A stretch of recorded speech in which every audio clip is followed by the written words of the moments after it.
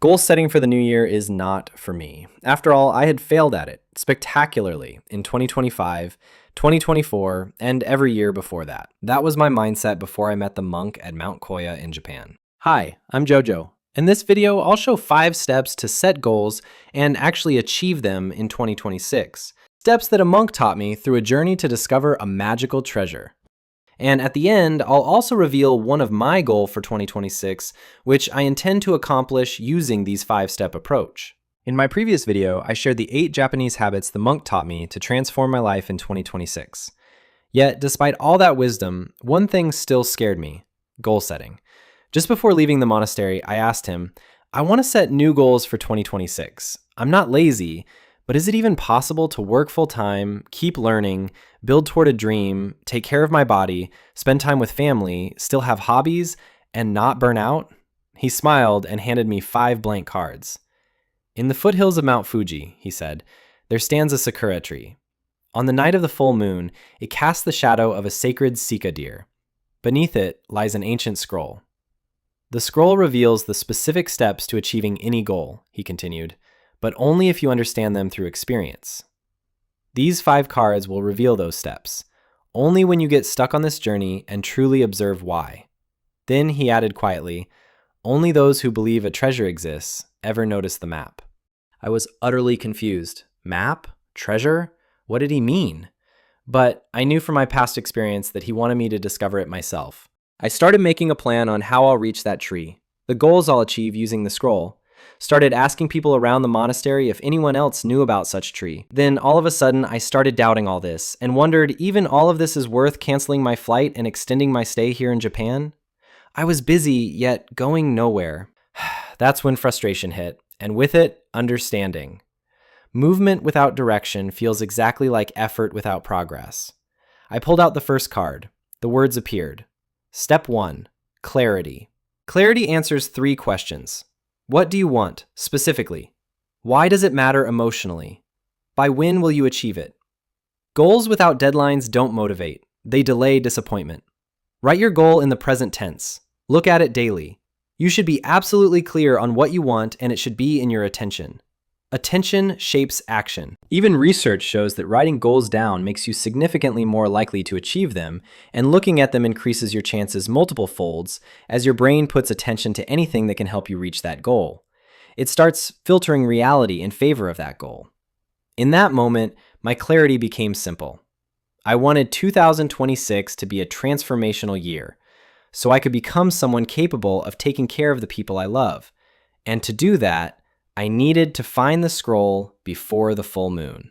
Reaching a village near the foothills of Mount Fuji by the next day's evening, I was truly exhausted and took a much-needed break. My doubts began to surface.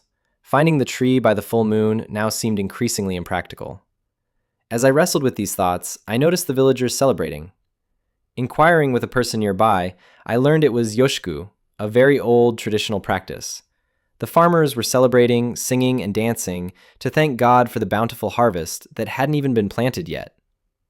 I was stunned, realizing they were visualizing and expressing gratitude for an outcome they hadn't even begun to work towards.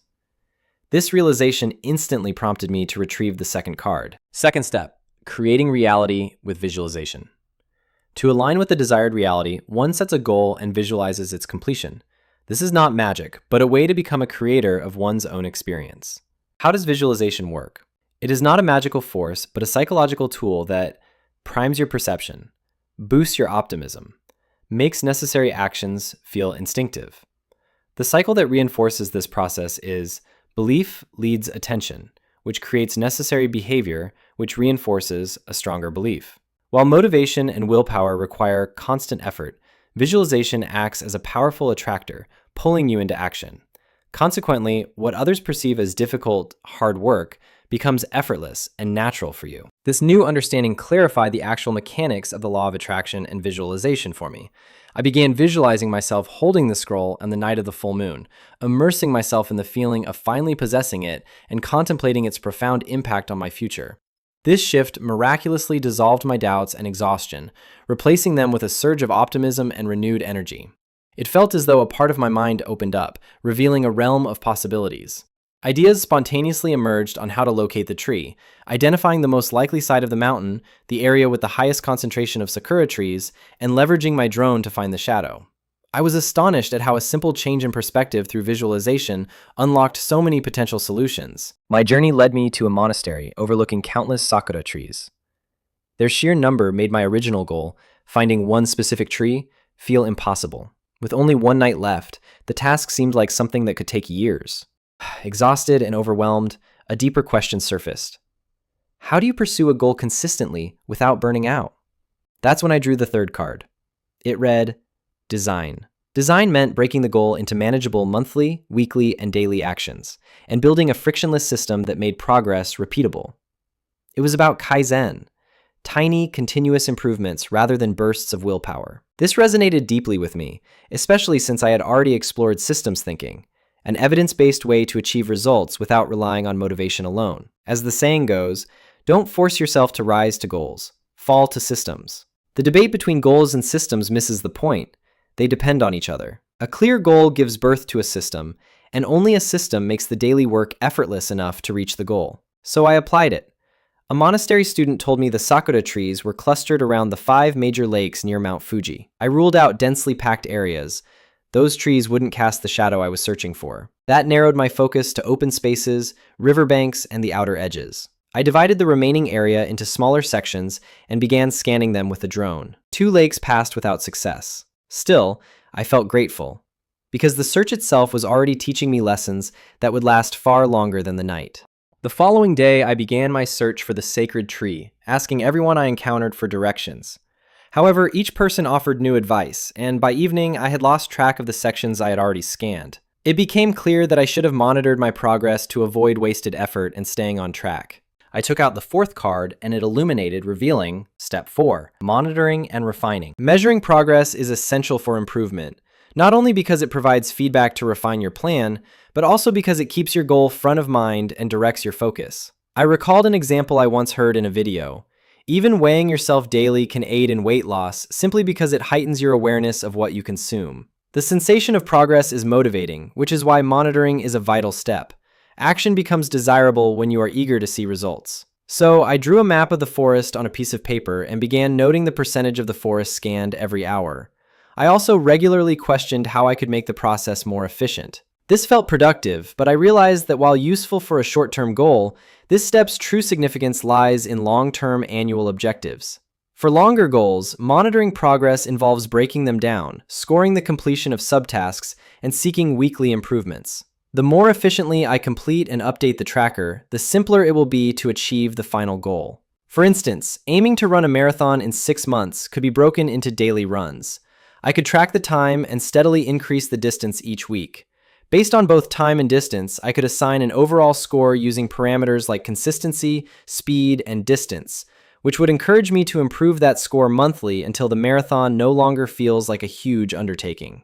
With only a few hours remaining until the full moon, I considered that while the journey was enlightening, I might not be cut out to be a treasure hunter after all. Then it suddenly dawned on me, and I pulled out the final card, which glowed with the words, Identity Reinforcement, becoming the kind of person who does this.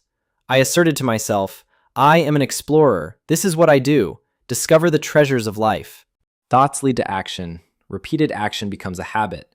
Collection of these habits form an identity, and this is where excellence becomes second nature. But what most people get wrong is this relationship is not unidirectional. Your action shapes your identity, but identity also shape your actions. I started paying attention to each card like a true detective and started recalling what the monk said about not doubting the map to the treasure, and then it clicked. I observed that along with words on every card, lines appeared, and I placed all 5 cards together. I saw that it was a network.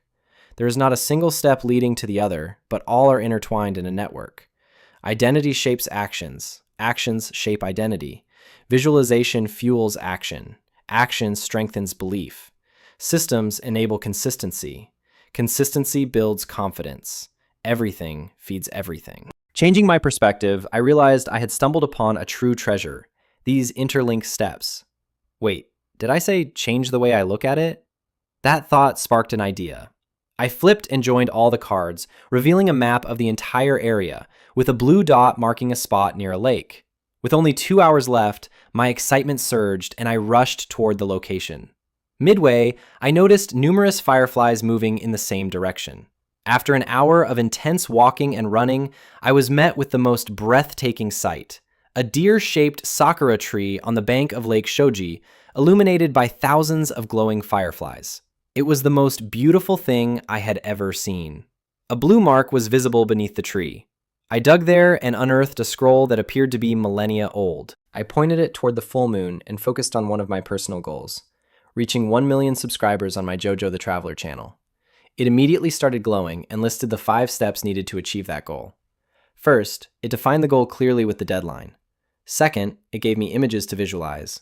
Third, it broke down my goal into smaller tasks and created a system to complete these daily tasks. Fourth, it gave me appropriate parameters that I have to monitor and track. And finally, fifth, an image of me introducing myself as a YouTuber, reflecting on this journey. I felt both overwhelmed and deeply grateful for the experience and the lessons it provided.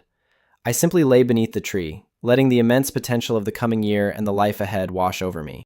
I hope you like this video. Subscribe to my channel to accompany me on more of my adventurous journeys.